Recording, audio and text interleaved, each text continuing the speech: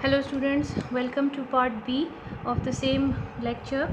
Now I'm going to give you explanation of another type of question that is expected from market equilibrium. आपको इस तरह भी exams में questions आ सकते हैं जिसमें लिखा गया हो कि find P and Q graphically with the help of given demand and supply equations, और आपको दो इक्वेशंस दी हुई हों। इस क्वेश्चन में अगर आप गौर करें तो उन्होंने फिर आपसे इक्विलिब्रियम प्राइस और आउटपुट ही पूछी है, लेकिन उसको बजाय मैथमेटिकली सॉल्व करने के वो आपको कह रहे हैं कि आप इसको ग्राफिकली फाइंड आउट करें। अब इस क्वेश्चन को करने की एक ट्रिक है, क्योंकि आपके क्वेश्चंस के लिए एग्ज़ाम्स में आपके पास लिमिटेड टाइम पीरियड होता है, तो आप इतने एक्सपेरिमेंट्स करके उसमें डिफरेंट प्राइसेस डाल के सोल्यूशन फाइंड आउट नहीं कर सकते। तो इसकी ट्रिक ये है कि जो इस क्वेश्चन का चेक वर्क है वो आप पहले से कर लें, यानी आप इस क्वेश्चन को मैथमेटिकली पहले से सॉल्व कर लें।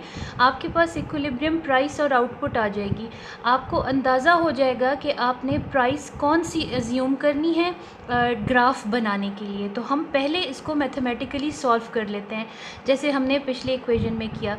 हमारे पास QD है और QS है। We will equate this and solve it for P। 24 minus 4P equals to minus 27 plus 13P। इसको हम सॉल्व कर लेते हैं। ये हमारे पास आ जाएगा 24 plus 27 equals to 13P plus 4P। 24 plus 27 is 51 and 13 plus 4 is 17P. So P is equal to 51 divided by 17, okay, which is equal to 3। तो आपके पास इक्विलिब्रियम प्राइस 3 आ गई, ठीक है। एक चीज़ हमारे पास सॉल्व हो गई, equilibrium price is equal to 3। अब इस वैल्यू को हम इनमें किसी भी इक्वेशन में डाल के QS या QD की वैल्यू फाइंड कर लेंगे। मैं इसको QS की इक्वेशन में डाल देती हूँ, यानी सप्लाई फंक्शन में। सो -27 plus 13 into 3 which is equal to, let me solve it, 13 into 3 is equal to 39. So minus 27 plus 39 which is equal to 12। तो इक्विलिब्रियम आउटपुट आपके पास 12 आती है। आप इसको मज़ीद चेक करने के लिए QD में भी यही वैल्यू डाल लें, 24 minus 4P which is 24 minus 4P की वैल्यू आपके पास 3 आई थी, तो 4 3s are 12 हो जाएंगे। 24 minus 12, इससे भी आपका आंसर 12 आता है। तो हमें पता चल गया QD is equal to QS which is equal to 12। इसका आपको एक अंदाज़न पता चल गया कि इक्विलिब्रियम प्राइस 3 है और इक्विलिब्रियम आउटपुट जो है 12 है। अब टेक्निकली आपने इसका आंसर निकाल लिया है, लेकिन ये एक्चुअली में इस क्वेश्चन का चेक था, ओके। इसको चेक, अपने आंसर्स को चेक करने के लिए ये सारे हमें सोल्यूशन करने चाहिए। इस क्वेश्चन में अब ये स्टेप करने का फ़ायदा क्या हुआ, इस क्वेश्चन में हमें ये पता चल गया कि प्राइस 3 है। तो चूँकि हमने ग्राफ ड्रॉ करना है, ग्राफ के लिए हमें एक प्राइस लेवल चाहिए, उस प्राइस लेवल पर हमें QD की वैल्यू चाहिए, उसी प्राइस लेवल पर हमें QS की वैल्यू भी चाहिए। तो ये तो हमें पता चल गया कि 3 पर, लेट्स से 3 पर QD, ये दोनों आंसर्स हमारे पास क्या आए हैं, 12 और 12, तो QD भी 12 है और हमारे पास QS भी 12 है। तो लेकिन ग्राफ बनाने के लिए हमें इससे पहले भी थोड़ी सी वैल्यूज़ चाहिए होंगी और इसके बाद की भी। तो अगर मैं अब 3 ही से स्टार्ट लेती हूँ तो मेरा ग्राफ टेक्निकली गलत आ जाएगा, बिल्कुल बिगिनिंग में ही उसका इंटरसेक्शन पॉइंट आ जाएगा। तो मैं इससे पहले अज्यूम कर लेती हूँ कि प्राइस 1 2 3 है और इसके बाद की भी 1 2 ले लेते हैं, लेट्स से 4 and 5। अब हमने करना क्या है, अब हमारे पास QD की ये इक्वेशन मौजूद है यहाँ पर, 24 minus 4P। QS की इसकी सप्लाई फंक्शन हमारे पास मौजूद है, सप्लाई की इक्वेशन मौजूद है, -27 plus 13P। अब हमने इन इक्वेशंस को ये वैल्यूज़ p की डालकर सॉल्व करते जाना है। तो हमारे पास हर प्राइस पर कॉरस्पॉन्डिंग क्वांटिटी डिमांडेड और क्वांटिटी सप्लाइड आएगी। अब इस इक्वेशन में p की जगह आप 1 डालें तो क्या आ जाएगा, 24 माइनस 4 इंटू 1, तो ये 1 आएगा, 24 में से 4 जाएंगे, p की वैल्यू आपके पास आ जाएगी 20। ठीक है, सॉरी यहाँ पे मैंने p मिस कर दिया, यहाँ पर भी p है। अब यहाँ पे 1 माइनस करेंगे तो 27 में से 13 चले जाएंगे तो आपके पास आंसर आएगा -14। इसी तरह जब p की वैल्यू आप 2 डालेंगे, 4 टाइम्स 2 इज़ 8 हो जाएगा, 24 में से 8 माइनस होंगे तो आपके पास वैल्यू क्या आएगी, 16। इसी तरह जब आप सप्लाई के लिए p की वैल्यू 2 डाल के सॉल्व करेंगे तो 13 टाइम्स 2 क्या आ जाएगा, 26। 27 में से माइनस होंगे तो आपके पास आंसर आएगा -1। इसी तरह आपने 4 की वैल्यू डाल के भी सॉल्व कर लेना है और 5 की वैल्यू डाल के भी। तो आपके पास 4 वैल्यू जब आप डालेंगे तो आपके पास 8 क्वांटिटी डिमांडेड आएगी, जब 5 वैल्यू डालेंगे तो क्वांटिटी डिमांडेड आपके पास 4 आएगी। इसी तरह सप्लाई के लिए जब आप सॉल्व करेंगे इसको तो आपके पास वैल्यूज़ आएंगी 4 डालकर 25 और 38। या आप इसको खुद सॉल्व कीजिए, ठीक है, रफ वर्क में, तो यही तमाम वैल्यूज़ आपकी आएंगी।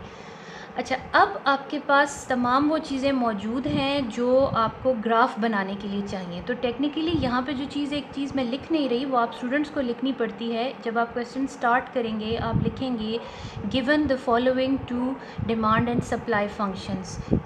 सप्लाई फंक्शन लिख देंगे, डिमांड फंक्शन लिख देंगे, ठीक है।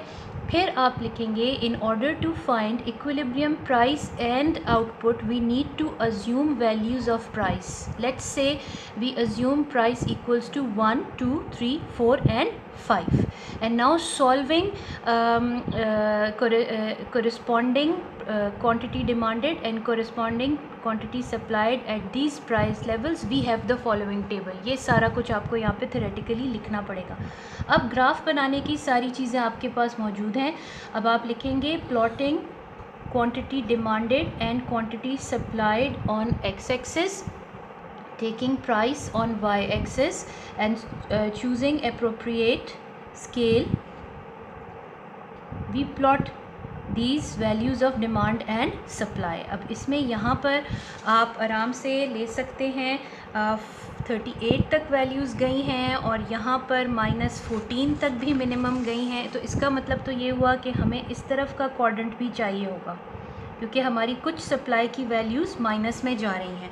तो इसको हम यूँ ले सकते हैं, 4, 8, 16, 4, 8, 12, सॉरी 4, 8, 12, 16, 20, 24 और चूँकि 38 तक हैं तो मुझे इससे आगे भी लेना चाहिए था, 24, let's say this one is 28 and this one is 32।